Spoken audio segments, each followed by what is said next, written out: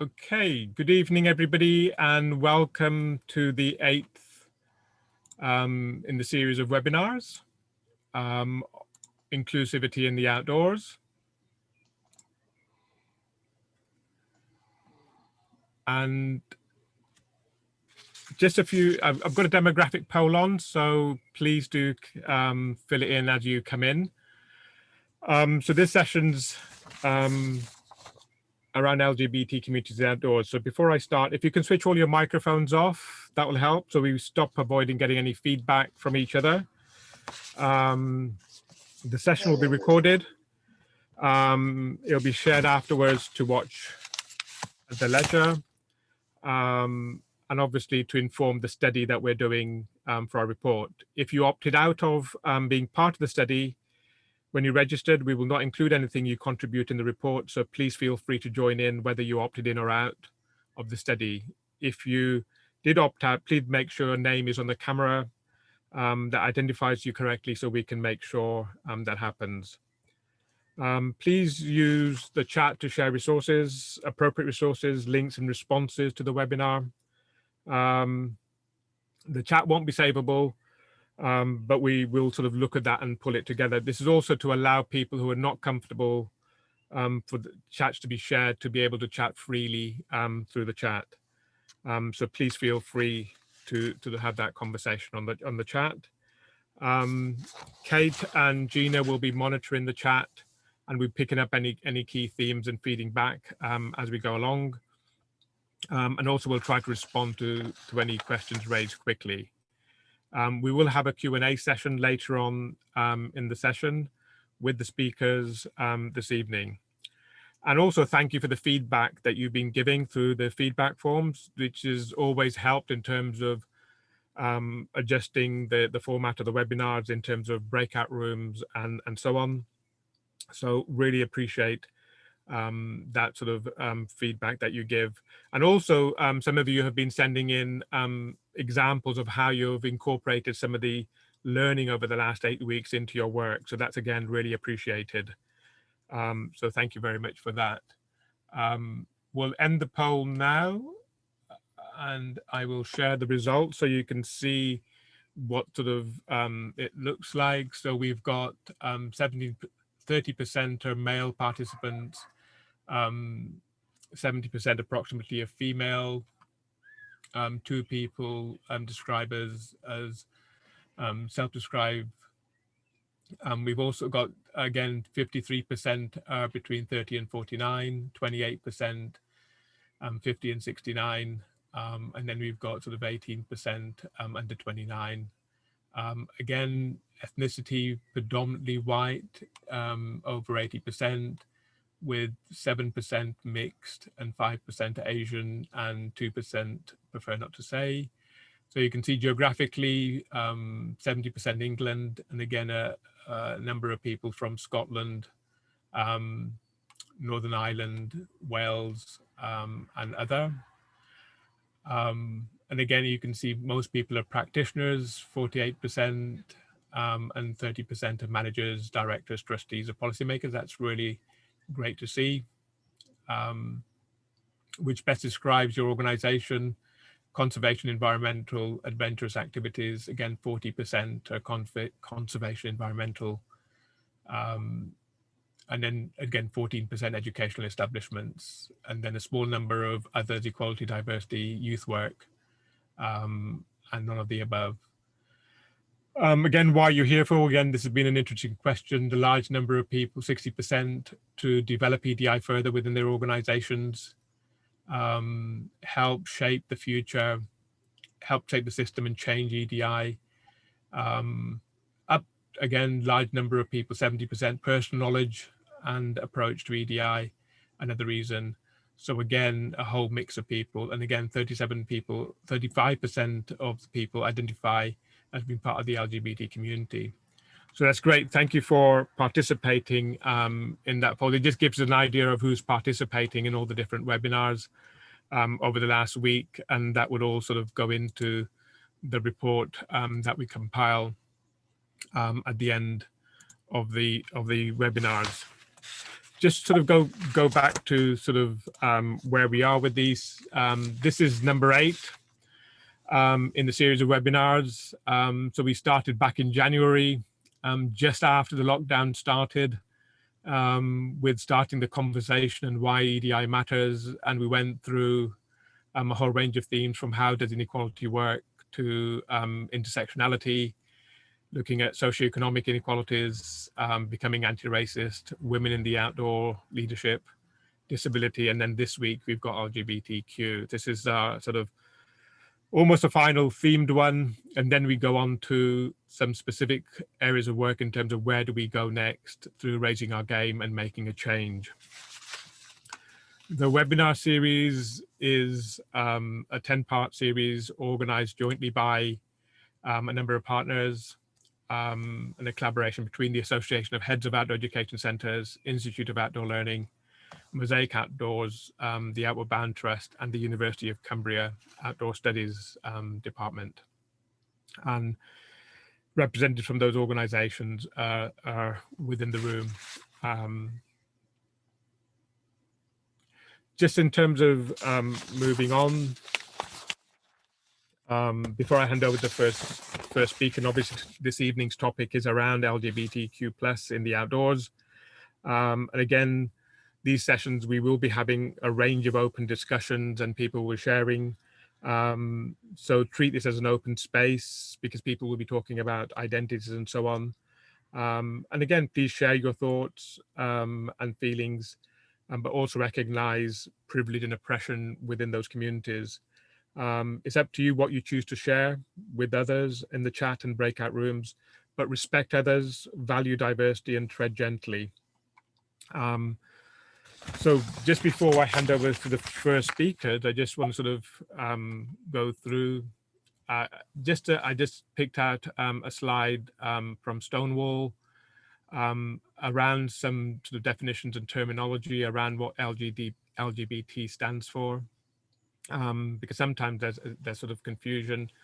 And again, if you go onto Stonewall's website, there's a lot more detail in terms of different language and terminology, which you can read up on. Again, I just want to pick up on some research that the LGBT Foundation did in Manchester around hidden figures around LGBT health inequalities in the UK. And again, if you follow that link, LGBT Foundation publications, there's not only this publication, there's a publication around the impact of COVID on the LGBT community, and a whole range of other resources and information that you would find useful. There's a section on physical activity, and again, it highlighted some of the issues in terms of physical inactivity is responsible for 1 in 6 deaths in the general population in the UK, and up to 40% may have long-term conditions. And available evidence suggests lower levels of physical activity amongst LGBT communities, which suggests that there may be greater risk of long-term conditions. Similarly, they'd looked at the prevalence of homophobia, biphobia, and transphobia in sport, which also cause significant barriers within that. And again, some more stats they put together. 55% of, I think there's a typo there, LGBT men were not active enough to maintain good health, compared to 33% of men in the general population. Similarly, women, 56% to 45%. And those people, 64% in terms of people who identified as something other than male or female, therefore gender fluid or gender queer, were not active. So this is just sort of a small amount of context in terms of the session today. So let me introduce, first of all, members of the Gay Outdoor Club, Peter Blackburn, Al Evans, and Julian Donald, who will give a bit of, and it's one of the oldest, or the oldest, gay outdoor club in the UK, established about 40 years ago, if I remember correctly. And they'll talk about some of their work, and then we'll go into breakout groups. So over to you, Peter, Al, and Julian.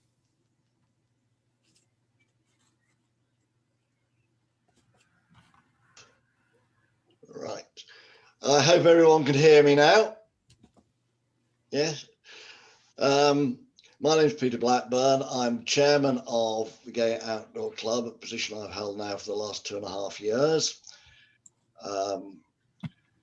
Gay Outdoor Club was founded in 1974. So as Mohammed said, it is one of the oldest LGBT activity clubs in the country, if not the oldest. Back then, it started off, as these things inevitably do, from very small beginnings, and in the early days met quite a lot of resistance, shall we say, from the general population, and it was very genuinely a safe space for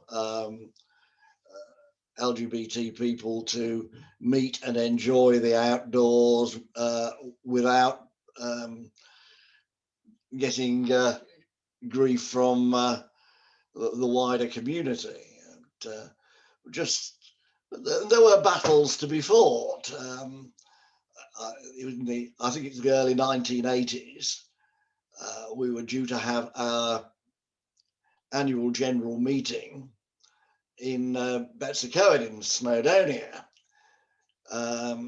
And we tried to book the village hall to hold the meeting. And the local council refused to accept the booking. They would not let us book the hall to have our AGM. Now, that's just around 40 years ago. It just gives us an indication of how far things have moved since then. On that particular occasion, I'm pleased to say that the local vicar rode to the rescue by allowing us to hold our AGM in the church hall.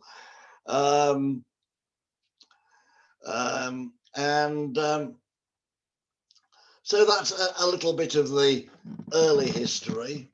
The club grew. Big change occurred in the early 2000s when the club got its first website. And it grew quite rapidly after that. And that was a big change.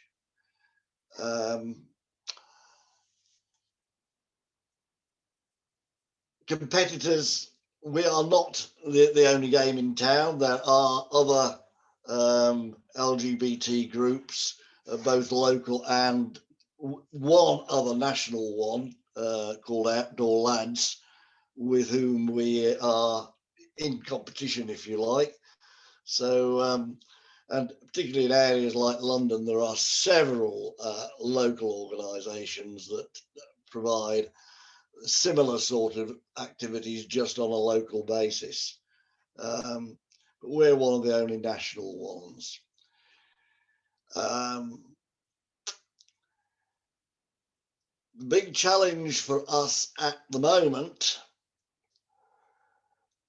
is to increase our diversity. The Outdoor Club has historically been predominantly male, predominantly white, predominantly middle-aged. We have worked very hard to try to rectify that with very limited success. Men outnumber women by approximately 12 to 1. And despite the great efforts of Al Evans and her colleagues, we haven't made any great progress towards dealing with that. So these are the sort of these are areas where we do need to try to move the club forward, but it's no easy matter. Now I'm going to ask my colleague Julian if he thinks he's going to be able to show us the video from Zoe's video. Well, I'll give that a go. I have to share my screen, don't I? Which I'm not sure. Here we are. That's the first one. I'll make sure that my screen is suitable condition to be shared. So just a second.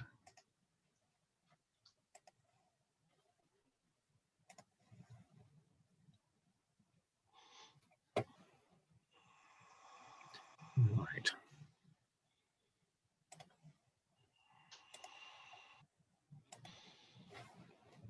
There we are. Right. I shall share my screen. Oh, I see. I can't do that while the other participant is sharing. Right. Okay.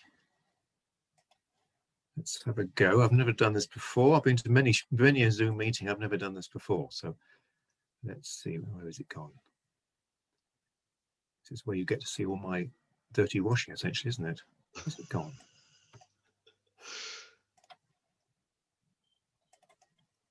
No, this is a video that a member of ours did recently.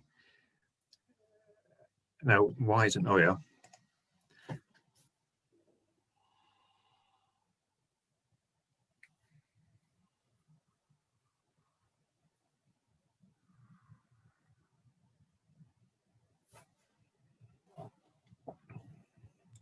The sound may not come through.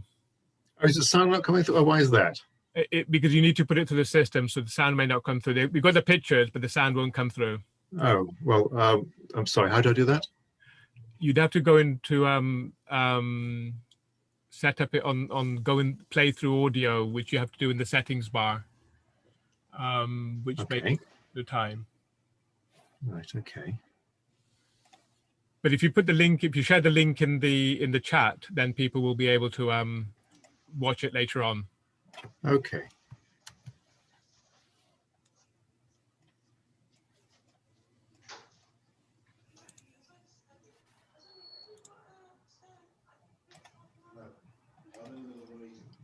Okay.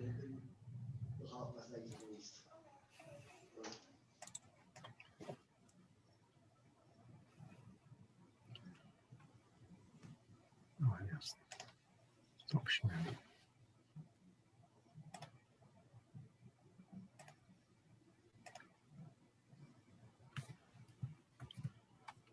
There's the link.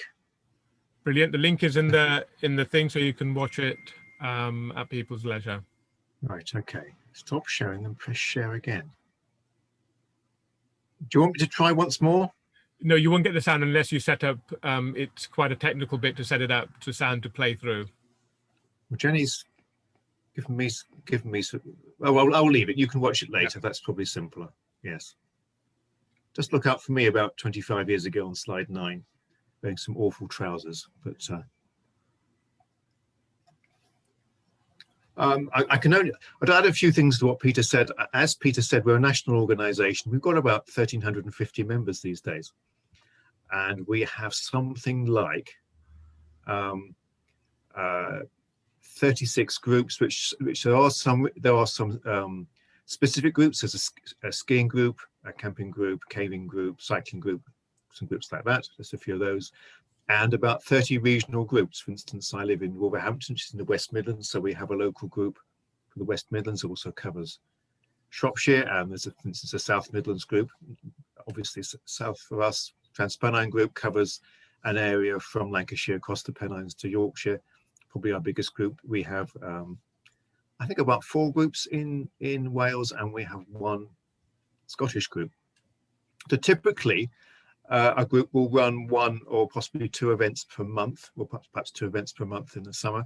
An event is typically, we do mostly walking, meeting on a Sunday, mostly walking, meeting at 11 o'clock and walking, say, 8, 9, 10 miles until about 3:30, 4 o'clock. Some groups, there's one group walks on Saturdays. Some other groups have some social events. In the West Midlands, we have before COVID, we had a bi-monthly social event where we met in Birmingham for a meal together. Some other groups have some other things, like they may have a Saturday evening pub and walk. But by and large, as I say, it's a walking group with a few people going cycling. As Peter said, we founded, I think it was 46 years ago.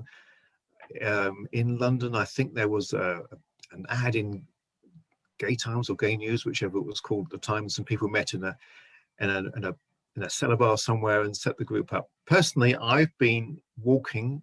I've been a member of Gay Outdoor Club since the early 80s. I certainly remember going on a weekend event before 1985. and I've definitely been a full-time member, certainly since 1988, when I set up a group in Shropshire with my then partner. So I'm pretty experienced with the group. I find it a bit difficult to answer the questions about barriers to LGBT people in the outdoors, but I think the barriers would be pretty much the same as other people. I mean, physical, I suppose, perceptions of homophobia, just simply, but I think transport. I think possibly that our activity is perceived as something that only older people do, which is probably right. I mean, I think the Ramblers have a similar thought. I'm very proud to say that one female member once said to me, I'm a member of GOC, she said, because it's the only national organisation that welcomes lesbians, which I'm very proud of, but I wouldn't necessarily, which I'm very proud of. I wish we were welcoming more lesbians, but I'm guessing there's probably some unintentional bias on our part.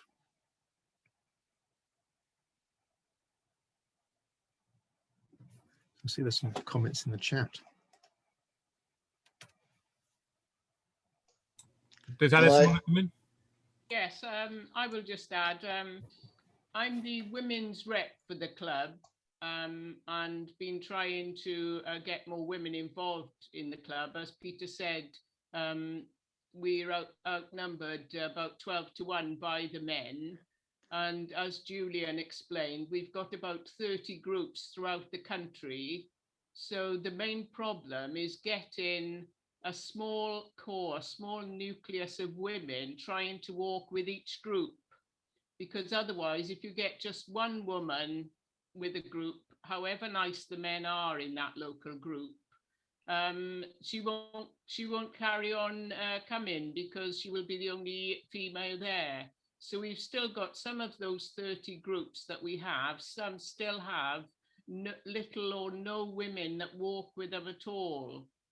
So what I have done in recent years is I've put on a women only weekend once a year, and then all the women from throughout the GB can come to this weekend, and then people meet up and get friendly with people, and then other GOC, other gay outdoor club events going on throughout the year, they could maybe meet up. You know, if people are doing a holiday, they'll see, oh, Jane I met on the women only weekend is going to be in Scotland, you know, I'll do my holiday at the same time. Or like some people will live in an area where they may have 3 or 4 local groups. So if they know that some women are attending a particular walk on a Sunday, a normal walk, then they'll possibly be able to go to that. So that we have, some women walking together. The problem is, as I say, if there's only one woman in one of the groups walking regularly, we won't keep those people. So that's what we're trying to do. Obviously, last year was a bit of a non-entity for doing anything really, but we are trying to actively work out ways and ideas to get more women involved in the club. So that is my sort of priority at the moment.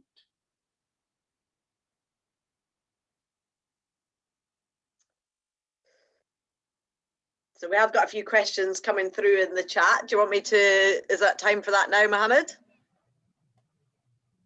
Oh, you're on mute.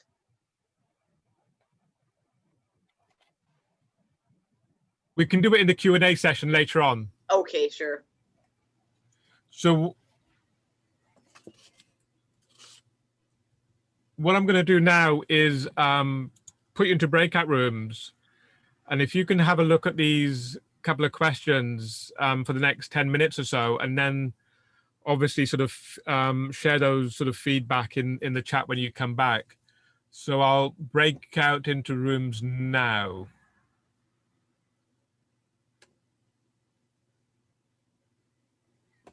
So if you click on the join box, you'll go into the rooms.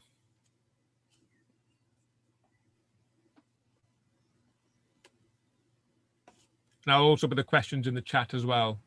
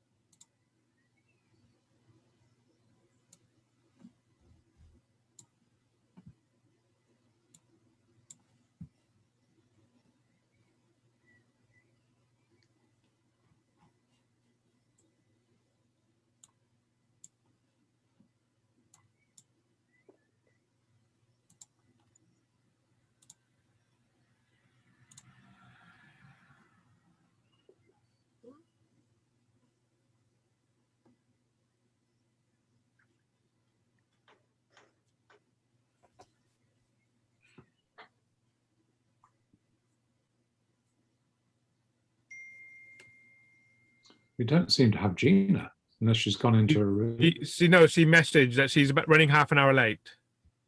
Okay, So she should be joining us anytime now. good. I found that really interesting. Mohammed, sorry, my other half's on, and they're saying that they can't see the questions. I think they disappeared quite quickly. Could you pop them in the chat again? Yep, I'll broadcast it again. Thank you.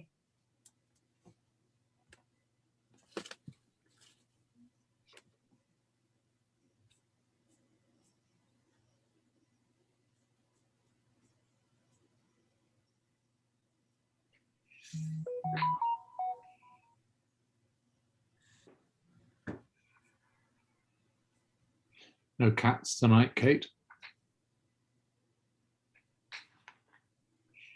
The cats are here. They're just here's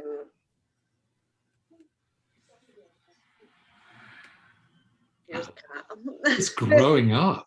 I God, that's a big know. thing. I know, they're turning into little tigers. Tigers, aye, yeah. They've been not very well last week, so they're just meowing around the place. We don't need lynx released into the wild in Scotland. We've got Kate's cats. Yes, they won't be getting released into the wild. I've been trying to train them in the outdoor world, but they're a bit erratic in their outdoor confidence so far. So one of the 5 families that's moved on to that's part of our co-housing group has moved on to the site and has a cat. Okay. And they didn't really think they knew their cat before they moved on to site. But now the cat has got all this space around it and is in this place. It's suddenly become really interested in them and also their dog. And the dog and the cat go for a walk together. Oh, that's nice. How's Carter getting on? No, brilliant. Yeah, thank you. Yeah. Good. Yeah, he's become, we are pack now. Yeah. Oh, there's Gina. Here's Gina. Hi. Hi. Hey up. Sorry, I thought I'd do a demonstration of how to be hugely unprofessional, just to set the standard. Everybody else. This is being recorded. Right, I'm confessing right out there and then. My apologies. How's it gone? Yeah, good. You look suntanned, Kate. Do I? You have a strategy for reaching out to LGBTQ youth?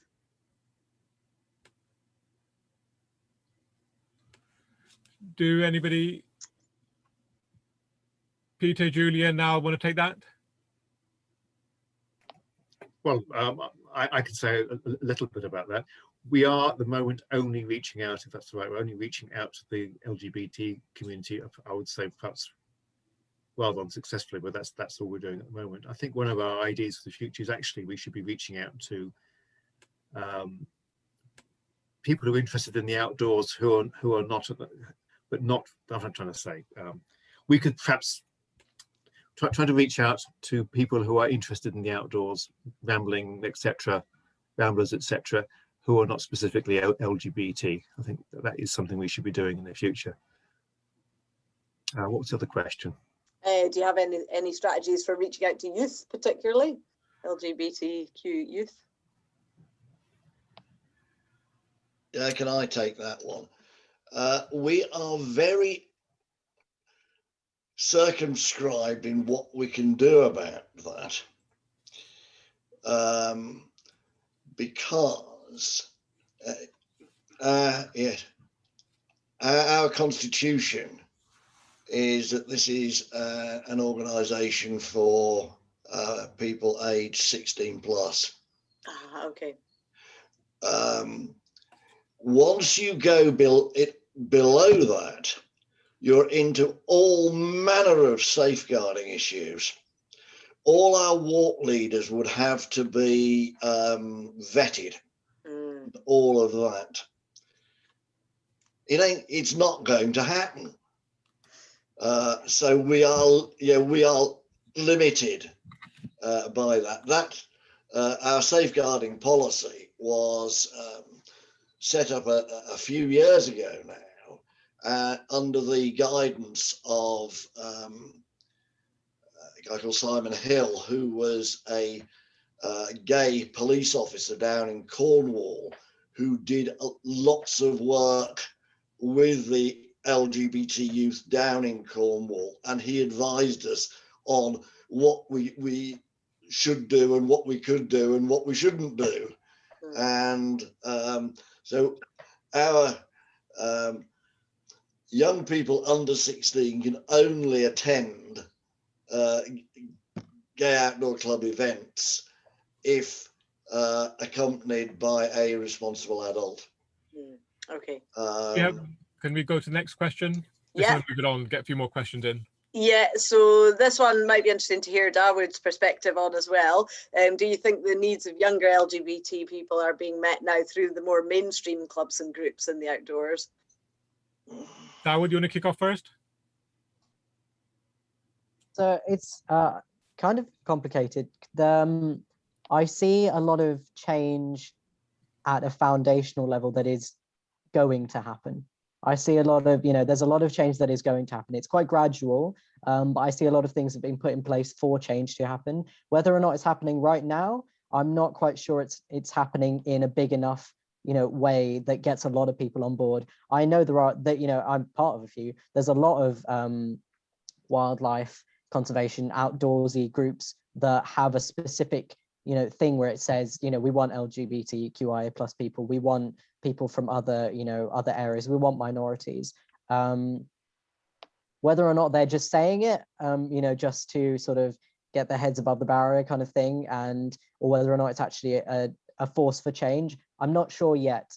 But, so I think there are useful things being done, I think, to answer the question. But a lot more needs to be done. And I do believe we can get there. But, you need to talk to people. Everyone needs to work together. There needs to be a more sort of cohesive, unified movement to get there. Because, we've seen in the past lots of movements, they don't work well when everyone's sort of splintered off and doing their own thing. Everyone needs to kind of come together and do something useful. So, yeah, so I think change is happening, but it is a bit gradual. Yeah, brilliant. Thank you. I don't know if you've seen in the chat, and huge appreciation for your talk there, Dawood. I'll hand over to Gina, who's going to collate some of the questions that came after the breakout. Gina? Thank you. Yeah, so some sort of statements which we'll share, but one about a discussion from Paul. They talked about unconscious bias in their breakout room. Any, it's a massive one, any questions, any thoughts on how to identify it and how to address it? People's experiences on that.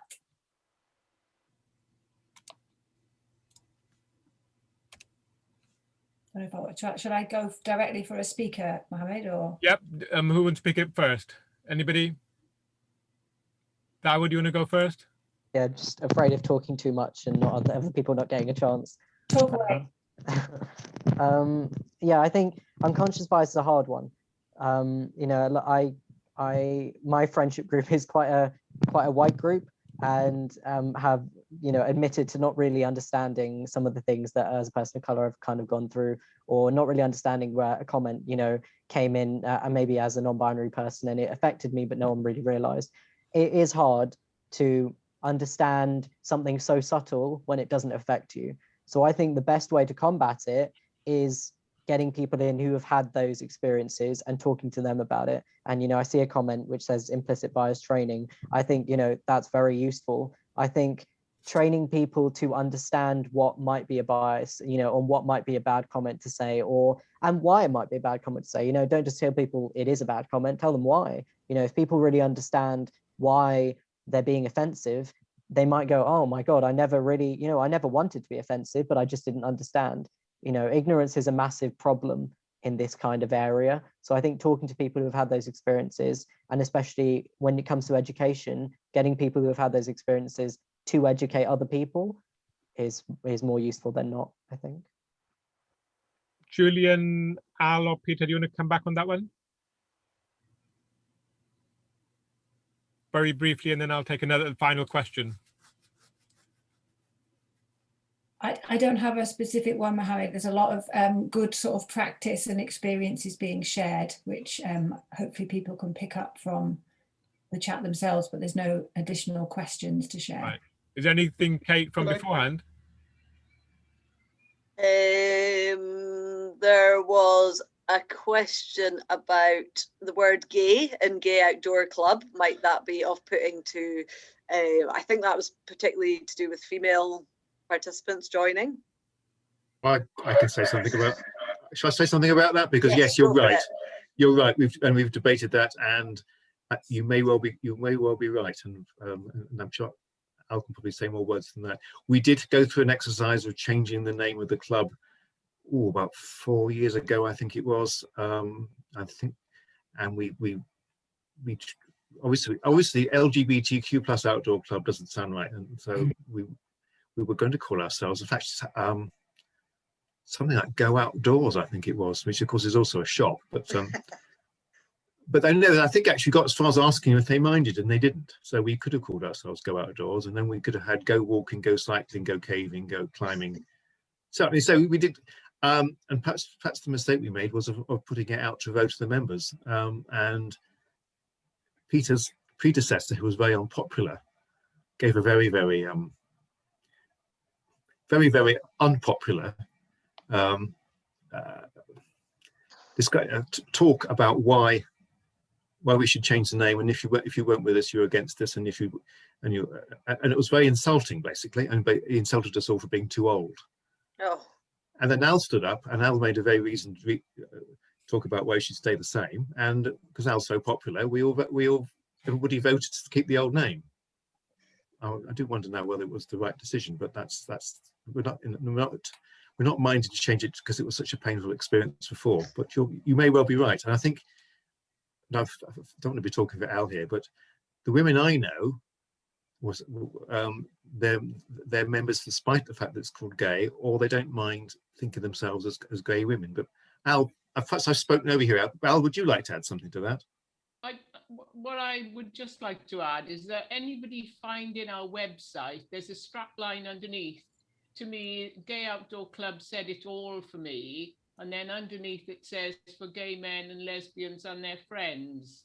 So anybody finding our website will straight away see the strap line underneath as well. They come hand in hand, if you know what I mean. So I do feel it did sort of explain it all to me. We also wondered whether the word club was putting people off, in the fact that people don't join clubs anymore, and it would be, again, a reason for having a different name. Any other questions? The Padlet's open if anybody wants to put any suggestions in, particularly around examples of changes you've discussed that will contribute to progress. The links in the chat. So please do go ahead and put something in. Any other questions? Kate, Gina? Don't think there is. I'm just scrolling back up. Oh, hold on. This is referring back to the one about young children and young people. So understanding the barriers for under 16s, but what are Gay Outdoor Club doing to reach out to, say, 16 to 25-year-olds? Anybody want to come back on that? I will. At the moment, we're not really addressing that very seriously.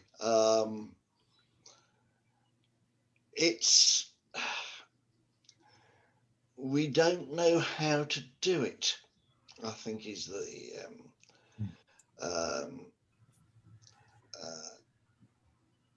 the bottom line here.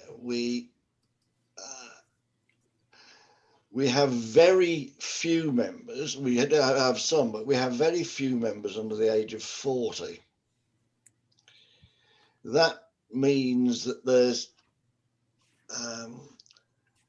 it then becomes difficult to attract the sort of 16 to the 16 to 25 age group.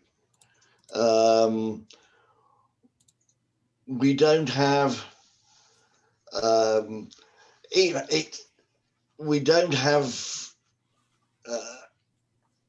people who are wanting to specifically lead activities for that age group or anything like that. So to be honest, it for the moment it's going by default, because one of the things about Gay Outdoor Club is that it is a proper club. It's run by its members for its members, and it's all voluntary labour. So we can only do those things that members are enthusiastic about doing. And at the moment, my predecessor as chairman was very keen to try and encourage more young members. Nothing ever really happened. It's just down to human resources. And I don't think that is just exclusive to the Gay Outdoor.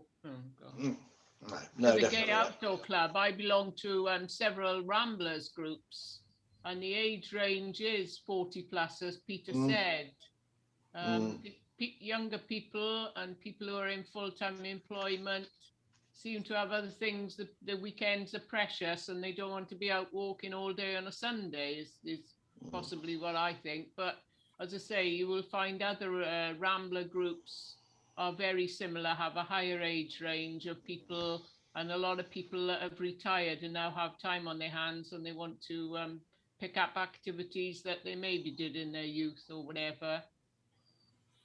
Okay, thank you very much. Thank you for the questions, and thank you, Peter, Julian, Al, Dawood, for the responses, and thank you, Kate and Gina, for picking those questions out very much. That's really sort of useful, and in terms of getting that conversation going, and the Padlet is really going as well. So again, carry on with the Padlet as we sort of conclude the webinar.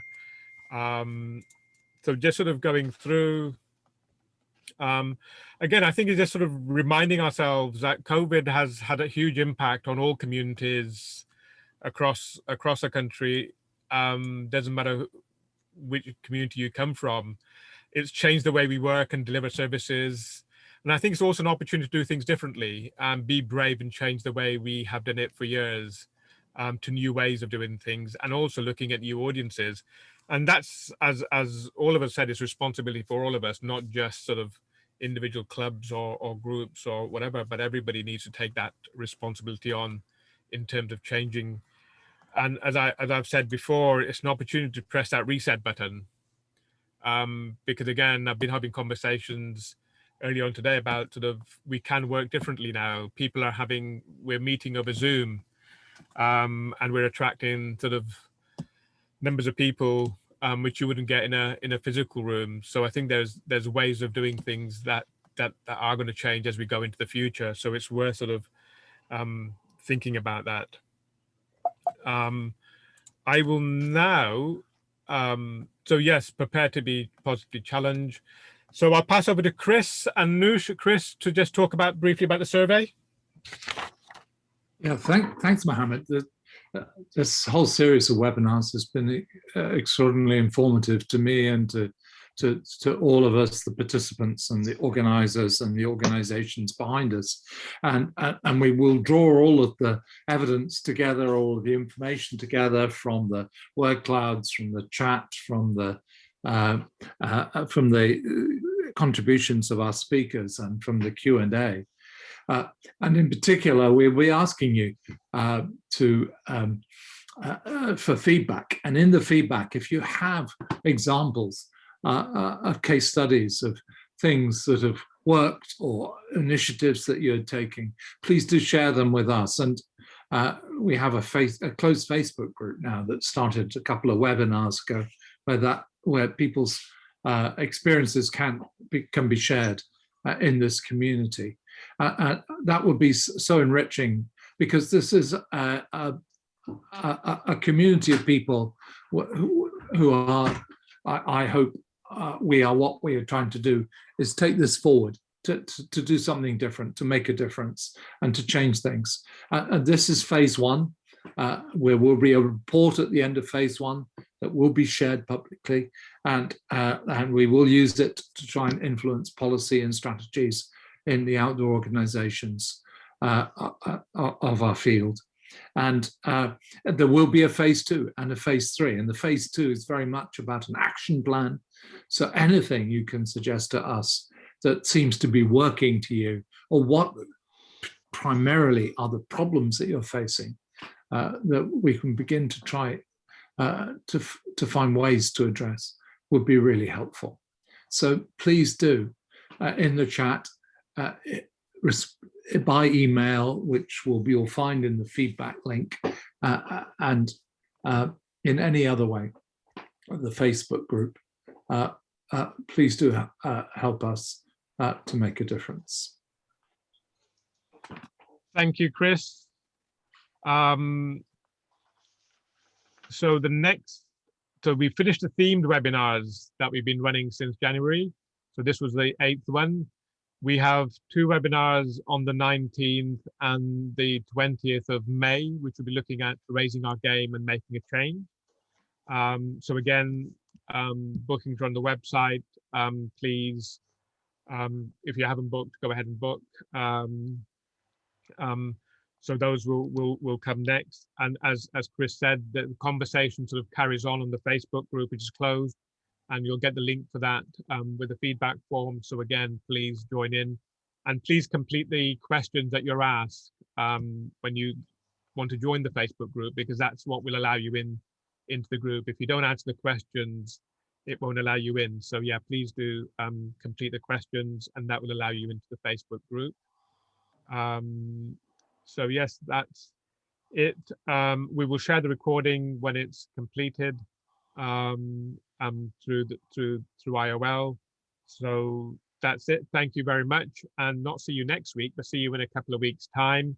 And can I say finally, thank you again to Peter, to Al, to Julian, and to Dawood for their contributions this evening. Really useful and powerful, and also to all the participants for engaging in the contribution in the chat and the breakout groups, and also on the Padlet. So really appreciate that contribution.